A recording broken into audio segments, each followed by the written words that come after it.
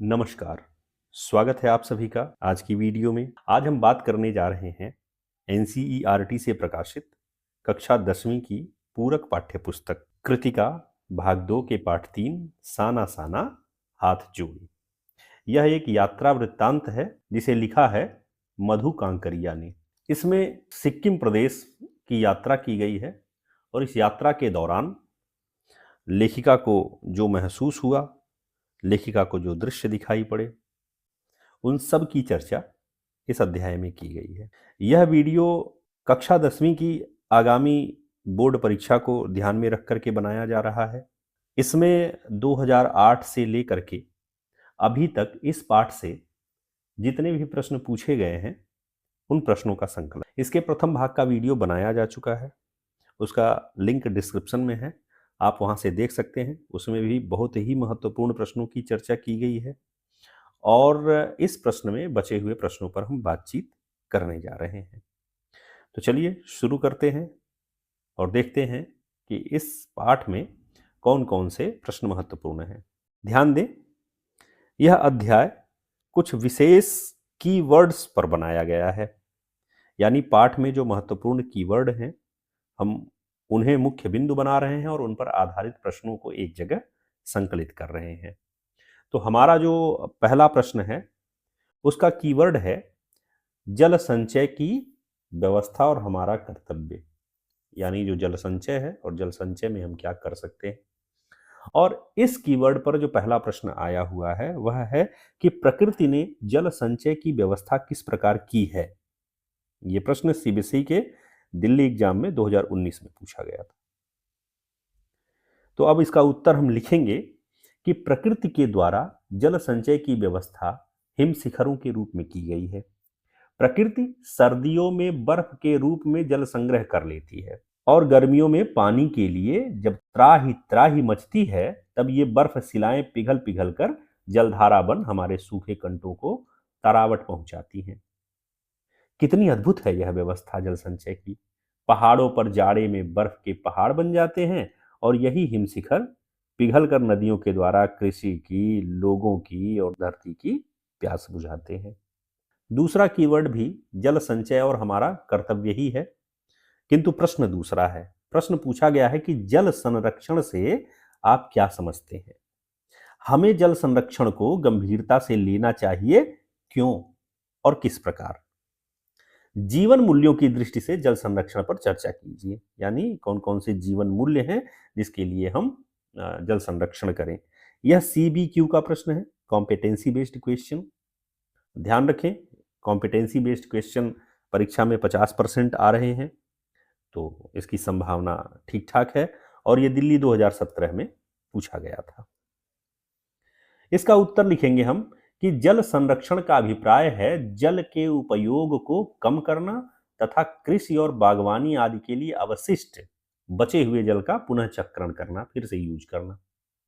वस्तुतः ब्रह्मांड के प्रत्येक प्राणी का जीवन आधार जल ही होता है, फिर भी मनुष्य अपनी सुविधा, दिखावा और विलासिता को दिखाने हेतु अमृत जैसे जल की बर्बादी करने से नहीं चूकता है। इसलिए पृथ्वी और पृथ्वीवासी दोनों जल के अभाव की मार को झेल रहे हैं। मनुष्य जाति यदि निम्नलिखित बातों पर ध्यान दे तो जल संरक्षण संभव है। पहला, कि जल की एक बूंद भी बर्बाद न करे और ना ही प्रदूषित करे। दूसरा, कि अधिक से अधिक वृक्षारोपण करे ताकि वे वर्षा में सहायक हों। तीसरा, प्रत्येक गांव, बस्ती या शहर में वर्षा जल को संग्रहित करने के लिए सार्थक एवं प्रभावी कदम उठाने की पहल की जाए, यानी लोग अपनी अपनी जगहों पर वर्षा के पानी को संग्रहित करने के लिए कार्य करें। चौथा, जल संरक्षण हेतु अपने आसपास के लोगों को प्रेरित करें। और पांचवा, पाठ्य पुस्तकों में यानी स्कूली पाठ्यक्रम में जल संरक्षण को अनिवार्य विषय के रूप में पढ़ाया जाए, यानी पाठ्यक्रम में जल संरक्षण का विषय शामिल कर दिया जाए। अगर ये 5 मुख्य बातें लोग अपने जीवन में लाएं तो जल संरक्षण संभव हो सकता है। आइए बढ़ते हैं अगले कीवर्ड पर। यह भी जल संचय और हमारा कर्तव्य ही है, किंतु प्रश्न यहां भी दूसरा है। प्रश्न है कि साना साना हाथ जोड़ी पाठ के संदर्भ में लिखिए कि प्राकृतिक जल संचय व्यवस्था को कैसे सुधारा जा सकता है तथा इस दिशा में सरकार द्वारा उठाए गए कदमों पर टिप्पणी कीजिए। तो पहले तो ये बताया गया है कि जो प्राकृतिक जल संचय है उसमें हम सहायता कैसे कर सकते हैं, उसमें सुधार कैसे ला सकते हैं, और दूसरा कि सरकार ने इस पर कुछ कदम उठाए हैं, यदि आप उसके बारे में जानते हैं तो लिखिए। ये भी सीबीक्यू का प्रश्न है और सीबीएसई 2023 में ये प्रश्न पूछा जा चुका है। वर्तमान में प्रदूषण जो है एक बड़ी समस्या हो गई है और प्रदूषण से जो है बचने के उपाय अगर हैं तो उनके पूछे जाने की संभावना भी बहुत ज़्यादा है। तो इसका उत्तर हम लिखेंगे कि जल ही जीवन है, इसलिए सबको मिलकर प्राकृतिक जल संचयन को सुनिश्चित एवं बाधा रहित बनाने का प्रयास करना चाहिए।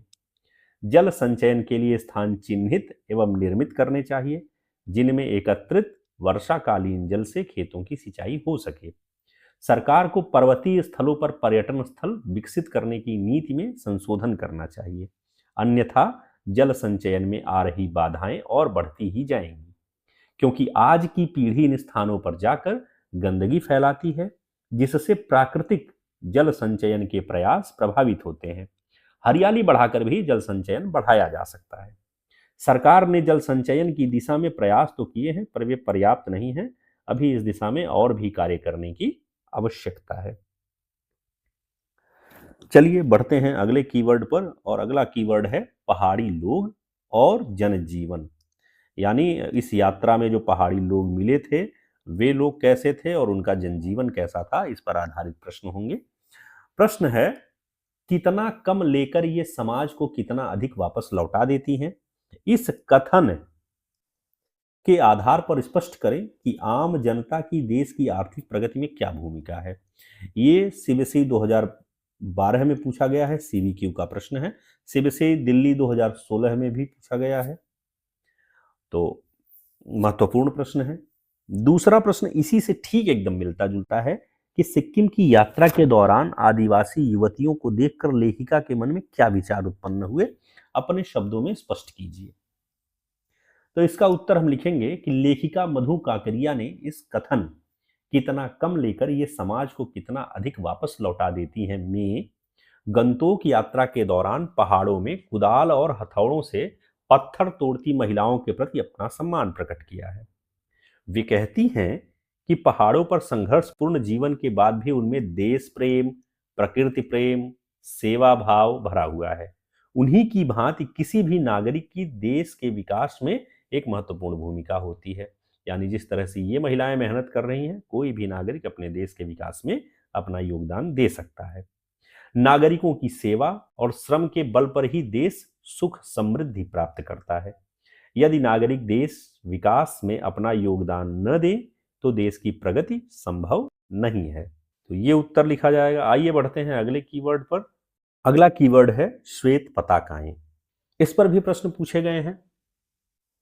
पहला प्रश्न बनता है, कभी श्वेत तो कभी रंगीन पताकाओं का फहराना किन अलग अलग अवसरों की ओर संकेत करता है। यह सीबीएसई 2009 में पूछा गया।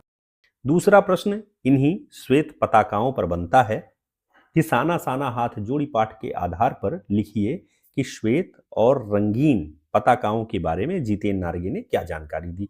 ये सीबीएसई 2024 में आया था।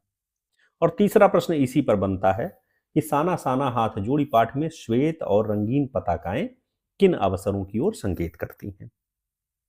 तो पताकाओं पर आधारित ये प्रश्न है और इनमें से अगर दोनों पताकाओं के बारे में कुछ भी पूछा जा रहा है, उनका संकेत पूछा जा रहा है, तो हम ये उत्तर लिख सकते हैं।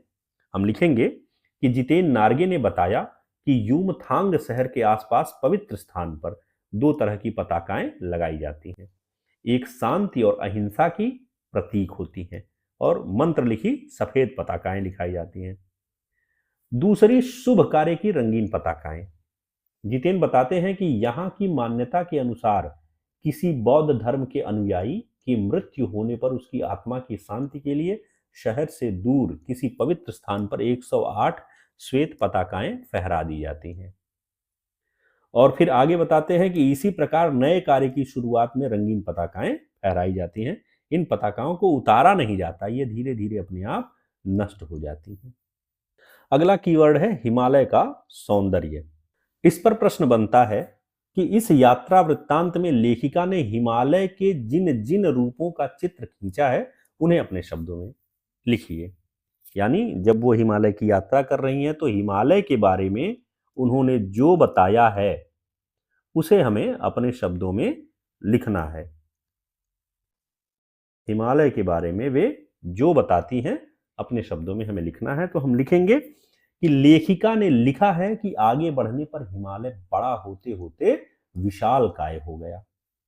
भीमकाय पर्वतों के बीच से निकलते हुए ऐसा लगता था कि किसी सघन हरियाली वाली गुफा के बीच हिचकोले खाते निकल रहे हैं। लेखिका कभी पर्वतों के शिखरों को देखती तो कभी ऊपर से दूध की धार की तरह झरझर गिरते जलप्रपातों को देखती, कभी नीचे चिकने गुलाबी पत्थरों के बीच इठला कर बहती चांदी की तरह कौंध मारती बनी ठनी तीस्ता नदी को देखती।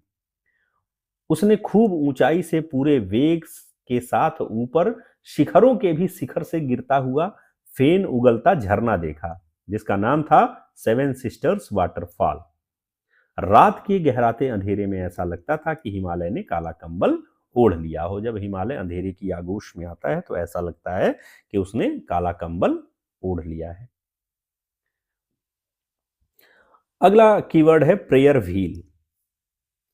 प्रेयर व्हील एक चक्र है, इसे बौद्ध धर्म में धम्म चक्र कहा जाता है और इसी का हिंदी में अनुवाद होता है धर्म चक्र।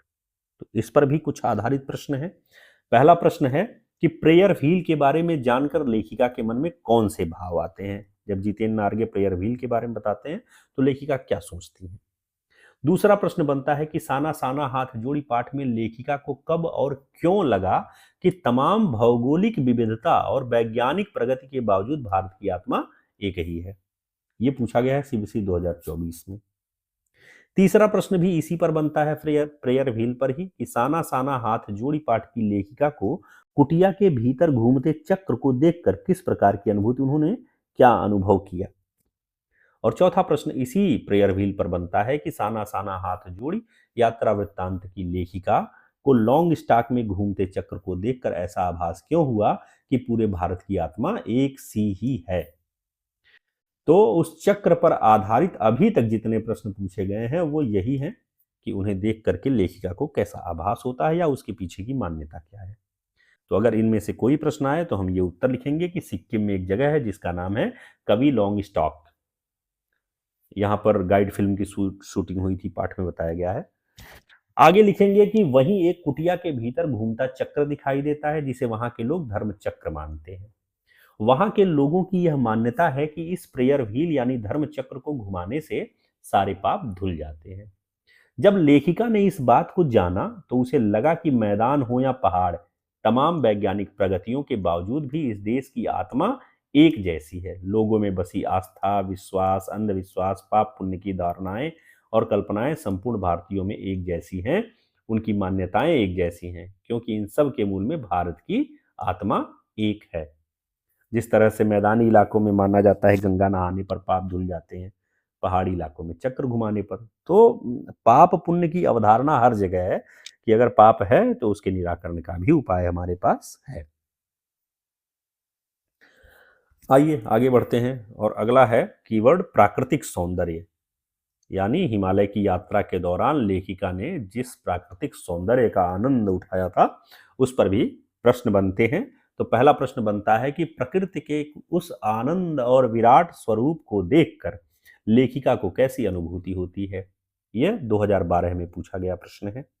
दूसरा प्रश्न इसी प्राकृतिक सौंदर्य पर बनता है कि साना साना हाथ जोड़ी पाठ के आधार पर बताइए कि प्रकृति के अनंत और विराट स्वरूप को देखकर लेखिका को कैसी अनुभूति हुई। और एक प्रश्न और इसी में बदल करके पूछा गया है, ये इंपॉर्टेंट लग रहा है, बढ़िया प्रश्न है, पूछा जा सकता है कि लेखिका को पहली बार एहसास हुआ कि जीवन का आनंद यही चलायमान सौंदर्य है, कैसे है ये बताना है। तो इन तीनों प्रश्नों का संयुक्त उत्तर हम लिख सकते हैं कि लेखिका ने धुंध की चादर छंटने पर देखा कि सब ओर जन्नत बिखरी पड़ी है। सतत प्रवाहमान झरने, नीचे वेग सी बहती तीस्ता नदी, ऊपर मंडराते आवारा बादल, मध्यम मध्यम हवा में हिलोरे लेते प्रियुता और रूडेडेड्रो के फूल, सब अपनी अपनी लय तान और प्रवाह में बहते हुए दिखाई दिए। लेखिका प्रकृति के उस अनंत और विराट स्वरूप को देखकर एकदम मौन, किसी ऋषि की तरह शांत होकर सारे परिदृश्य को अपने भीतर समेट लेना चाहती थी। उसे आदिम युग की अभिशप्त राजकुमारी सी नीचे बिखरे भारी भरकम पत्थरों पर झरने के संगीत के साथ आत्मा का संगीत सुनने जैसा आभास हो रहा था। भीतर की सारी तामसिकताएं और दुष्ट वासनाएं इस निर्मल धारा में बह गई हों। उसका मन हुआ कि अनंत समय तक ऐसे ही बहती रहे और इस झरने की पुकार सुनती रहे। प्रकृति के इस सौंदर्य को देखकर लेखिका को पहली बार एहसास हुआ कि यही चलायमान सौंदर्य, सभी चीजों में जो गति है, वही जीवन का आनंद है। अगला कीवर्ड है झकझोरने वाले दृश्य। यानी यात्रा के दौरान इन सारे दृश्यों के साथ साथ कुछ दृश्य लेखिका को ऐसे भी दिखाई दिए जिसने लेखिका को असहज कर दिया। यानी कुछ ऐसा हुआ जो लेखिका को देखकर अच्छा नहीं लगा। तो इस पर भी प्रश्न बनते हैं और प्रश्न पहला बनता है कि प्राकृतिक सौंदर्य के अलौकिक आनंद में डूबी लेखिका को कौन कौन से दृश्य झकझोर गए। दूसरा प्रश्न इसी तरह का बनता है कि साना साना हाथ जोड़ी पाठ की लेखिका को प्राकृतिक सौंदर्य के कौन कौन से दृश्य झकझोर गए। यानी उस दौरान क्या उन्होंने ऐसा देख लिया कि उनका मन जो है वो गमगीन हो उठा। तो हम इसका उत्तर लिखेंगे कि लेखिका को सिक्किम की यात्रा बहुत ही मोहक, आकर्षक एवं आनंदपूर्ण लगी। वहां का अनुपम सौंदर्य उनकी आत्मा को छू रहा था कि अचानक उन्होंने देखा कि इस अद्वितीय सौंदर्य से निरपेक्ष कुछ पहाड़ी स्त्रियां पत्थरों पर बैठी पत्थर तोड़ रही हैं। कोमल शरीर वाली इन स्त्रियों के हाथों में कुदाल और हथौड़े थे। कई स्त्रियों की पीठ पर तो उनके बच्चे भी बंधे हुए थे। अनुपम सौंदर्य से परिपूर्ण फूलों की वादियों के बीच भूख और दीनता, मौत और जिंदा रहने की जंग चल रही थी। लेखिका मातृत्व और श्रम साधना को साथ साथ देखकर हैरान रह गई। जब उन्होंने पूछा तो पूछने पर ज्ञात हुआ कि ये स्त्रियां इस कठोर श्रम से रास्ता चौड़ा कर रही हैं। इसी तरह दूसरी चीज उन्होंने देखी कि फौजी छावनियां, उनका दृश्य देखकर भी लेखिका अंतर्मन से हिल गई। ठिठुरती ठंड में फौजी को तैनात देखकर उनका भावुक मन दुखी हो उठा। इस प्रकार प्राकृतिक सौंदर्य के बीच वहां के यथार्थ जनजीवन से साक्षात्कार कर उनका मन कुछ क्षणों के लिए गमगीन हो गया था। अगला कीवर्ड है पहाड़ के निवासियों का योगदान। यानी पहाड़ अगर सुंदर हैं तो वहां के निवासियों का उसमें क्या योगदान है, हमें इस पर बात करनी है। और प्रश्न जो बनता है वो ये है कि सैलानियों को प्रकृति की अलौकिक छटा का अनुभव करवाने में किन किन लोगों का योगदान है, उल्लेख कीजिए। ये 2012 में आया हुआ प्रश्न है सीबीएसई के। इसका उत्तर हम लिखेंगे कि सैलानियों को प्रकृति की अलौकिक छटा का अनुभव कराने में निम्न लोगों का योगदान सराहनीय होता है। कौन कौन से वे लोग हैं जो सहायता करते हैं? तो पहला, वे सरकारी लोग जो व्यवस्था में संलग्न होते हैं। दूसरा, वहां के स्थानीय गाइड जो उस क्षेत्र की सर्वथा माने सारी जानकारी रखते हैं। तीसरा, वहां के स्थानीय लोग जो सैलानियों से रुचि से बातें करते हैं यानी मेल जोल रखते हैं। चौथा, वे सहयोगी यात्री जो यात्रा में मस्ती भरा माहौल बनाए रखते हैं और कभी निराश नहीं होते। वे उत्साह से भरपूर होते हैं जैसे जितेन नारगे था।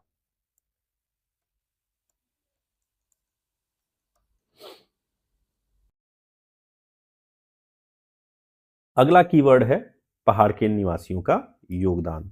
प्रश्न बदल गया है इस बार। प्रश्न है कि गैंगटॉक के वर्तमान सुंदर स्वरूप में वहां के निवासियों का क्या योगदान है। साना साना हाथ जोड़ी पाठ के आधार पर लिखिए। ये सीबीएसई 2025 में पूछा गया प्रश्न है। इसका उत्तर हम लिख देंगे कि साना साना हाथ जोड़ी नामक पाठ के आधार पर गैंगटॉक के वर्तमान सुंदर स्वरूप के निर्माण में वहां के निवासियों का महत्वपूर्ण योगदान है। वे अपने घरों और आसपास के क्षेत्रों को साफ रखते हैं और शहर की स्वच्छता में योगदान करते हैं। यहाँ के निवासी अपने शहर की प्राकृतिक सुंदरता का भी सम्मान करते हैं। वे पेड़ों की कटाई और पर्यावरण प्रदूषण के खिलाफ काम करते हैं। शहर की स्वच्छता, प्राकृतिक सुंदरता के साथ साथ वे अपनी सांस्कृतिक विरासत का भी सम्मान करते हैं और पारंपरिक रीति रिवाजों को भी मनाते हैं। इससे गैंगटॉक एक सुंदर और आकर्षक स्थल बनता है। चलिए बढ़ते हैं अगले कीवर्ड पर और अगला कीवर्ड है पहाड़ी लोग।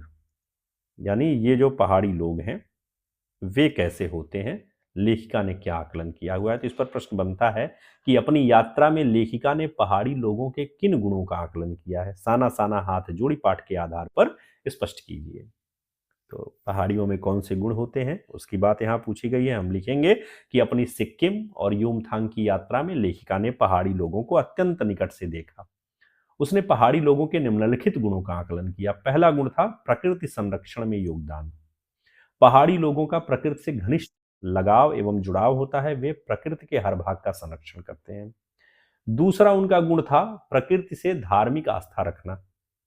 पहाड़ी लोग प्रकृति से धार्मिक आस्था जोड़ लेते हैं, वे मानते हैं कि प्रकृति को प्रदूषित करने से उनकी मृत्यु तक हो सकती है। तीसरी बात पहाड़ियों की थी परिश्रमी स्वभाव। पहाड़ी अत्यंत परिश्रमी होते हैं, वे अधिक परिश्रम करके भी कम पाते हैं, फिर भी खुश रहते हैं। चौथा है राष्ट्र विकास में सहभागिता। पहाड़ी लोगों के परिश्रम के कारण ही पहाड़ी स्थानों पर पर्यटन उद्योग फल फूल रहा है। इस प्रकार राष्ट्र विकास में उनकी प्रत्यक्ष एवं परोक्ष सहभागिता होती है। अगला कीवर्ड है पहाड़ी लोग ही, पर प्रश्न इस बार बदल जा रहा है। प्रश्न है कि लेखिका के लिए किसका सौंदर्य असह्य था? यानी ऐसा कौन था जिसको देख करके, उसकी सुंदरता देख करके लेखिका को लगा कि इतना सौंदर्य तो असंभव है। तो उत्तर लिखेंगे, लेखिका ने देखा कि सूरज ढल रहा था। पहाड़ी औरतें गायें चराकर लौट रही थीं। कुछ पहाड़ियों के सिर पर लकड़ियों के भारी भरकम गट्ठर थे। ऊपर आसमान धुंध और बादलों से घिरा था। तभी एक दृश्य देखा कि नीचे चाय के बागान में कई युवतियां बोकू पहने, बोकू पारंपरिक परिधान होता है, कपड़े लत्ते होते हैं, पहने चाय की पत्तियां तोड़ रही थीं। नदी की तरह उफान लेता उनका यौवन और श्रम से दमकता गुलाबी चेहरा। उनमें एक युवती ने चटक लाल रंग का बोकू पहन रखा था। सघन हरियाली के बीच चटक लाल रंग डूबते सूरज की स्वर्णिम आभा से कुछ इस तरह इंद्रधनुषी छटा बिखेर रहा था जिसे देखकर लेखिका चीख पड़ी थी। उन युवतियों का सौंदर्य ही था जो लेखिका के लिए असह्य हो रहा था। अगला कीवर्ड भी पहाड़ी लोग है और प्रश्न है कि सिक्किमी युवती से मिलकर लेखिका को क्यों अच्छा लगा? रास्ते में वे एक जगह एक सिक्किमी युवती से मिलती हैं जो चिप्स बेच रही थी, तो उन्हें उससे मिलकर बड़ा अच्छा लगा। यहाँ हमें जवाब देना है कि क्यों अच्छा लगा। तो इसका उत्तर हम लिखेंगे कि यूमथांग में चिप्स बेचती एक सिक्किमी युवती से लेखिका ने पूछा कि क्या तुम सिक्किमी हो? तो उसने कहा कि मैं इंडियन हूं। यह सुनकर लेखिका को अच्छा लगा। सिक्किम के लोग भारत में मिलकर बहुत खुश हैं। जब सिक्किम रजवाड़ा था, यानी जब वहां राजशाही थी, राजा होते थे, तब टूरिस्ट उद्योग इतना नहीं फला फूला था। अब तो हर एक सिक्किमी व्यक्ति भारतीय आबो हवा में इस कदर घुल मिल गया है कि लगता ही कि नहीं कि सिक्किम कभी भारत में नहीं था। अगला कीवर्ड है लेखिका के विचार। प्रश्न है कि लायुंग में तिस्ता नदी के किनारे पत्थरों पर बैठी लेखिका क्या देखकर विचार मग्न थी? माने वो क्या देख गई थी कि एकदम सोच में पड़ गई थी या कुछ सोच रही थी? तो इसका उत्तर हम लिखेंगे कि लेखिका जब यूमथांग के रास्ते में थी तो उनका लायुंग में पड़ाव था, उन्हें वहां रुकना था। वहां हाथ मुंह धोकर तीस्ता नदी के किनारे पत्थरों पर बैठी लेखिका सामने देख रही थी कि ऊपर से बहता झरना नीचे बहती कल कल करती तीस्ता नदी में मिल रहा था। मध्यम मध्यम हवा बह रही थी, पेड़ पौधे झूम रहे थे, गहरे बादलों की परत ने चांद को ढक लिया था। बाहर परिंदे और लोग अपने अपने घरों को लौट रहे थे। वातावरण में अद्भुत शांति थी। लेखिका के मन में विचार आ रहे थे कि पेड़ पौधे पशु आदमी सब अपनी अपनी लय ताल और गति में हैं, अपनी धुन में मस्त हैं। अगला कीवर्ड भी लेखिका के विचार ही हैं और प्रश्न बदल रहा है। प्रश्न है कि कटाव के सौंदर्य को देख लेखिका को बरबस किस कवि की स्मृति कौंध गई? तो इसका उत्तर हम लिखेंगे कि लेखिका ने कटाव के अद्भुत सौंदर्य को देखा तो उन्हें कवि मिल्टन की स्मृति जीवंत हो उठी। उनके दिमाग में कौधा कि मिल्टन ने अपनी एक कविता में ईव की सुंदरता का वर्णन करते हुए लिखा है कि शैतान भी उसे देखकर ठगा सा रह जाता है और दूसरों का अमंगल करने की वृत्ति माने आदत भूल जाता है। इसी तरह लेखिका भी कटाव के सौंदर्य को देखकर कह उठी थी कि कटाव का सौंदर्य ऐसा है कि जहां बड़े से बड़ा अपराधी भी कुछ क्षणों के लिए ही सही करुणा का अवतार बुद्ध बन जाए। चलिए बढ़ते हैं अगले कीवर्ड की ओर, और जो है ऊंचाई की ओर। प्रश्न है कि ऊंचाई की ओर बढ़ते जाने पर लेखिका को परिदृश्य में क्या क्या अंतर नजर आए। साना साना हाथ जोड़ी यात्रा वृत्तांत के आधार पर लिखिए। ये सीबीएसई के सैंपल पेपर में 2024-25 में था, पेपर में नहीं आया था। अब की बार ठीक ठाक संभावना है इसके आने की। इसका उत्तर हम लिखेंगे कि साना साना हाथ जोड़ी यात्रा वृत्तांत के आधार पर लेखिका ज्यों ज्यों ऊंचाई की ओर बढ़ती जा रही थी, त्यों त्यों बाजार, लोग और बस्तियां कम होती जा रही थी। चलते चलते स्वेटर बुनने वाली नेपाली युवतियां और कार्टून धोने वाले बहादुर नेपाली ओझल हो रहे थे। घाटियों में बने घर ताश के बने घरों की तरह दिख रहे थे। हिमालय अब अपने विराट एवं वैभव के साथ दिखने लगा था। रास्ते सकरे और जलेबी की तरह घुमावदार होते जा रहे थे। बीच बीच में रंग बिरंगे फूल खिले हुए दिख जाते थे। तो ये थे साना साना हाथ जोड़ी पाठ के सारे प्रश्न। इसके पहले भाग का वीडियो इससे पहले अपलोड हो चुका है, उसका लिंक डिस्क्रिप्शन में है। उसमें भी बहुत महत्वपूर्ण प्रश्न हैं, तो आप एक बार उसे जरूर देखें। अगर आप इन दोनों वीडियो को देख लेते हैं तो मेरा ये मानना है कि साना साना हाथ जोड़ी पाठ से कोई भी प्रश्न बचेगा नहीं।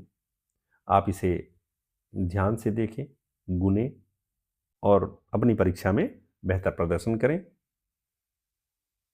बहुत बहुत धन्यवाद।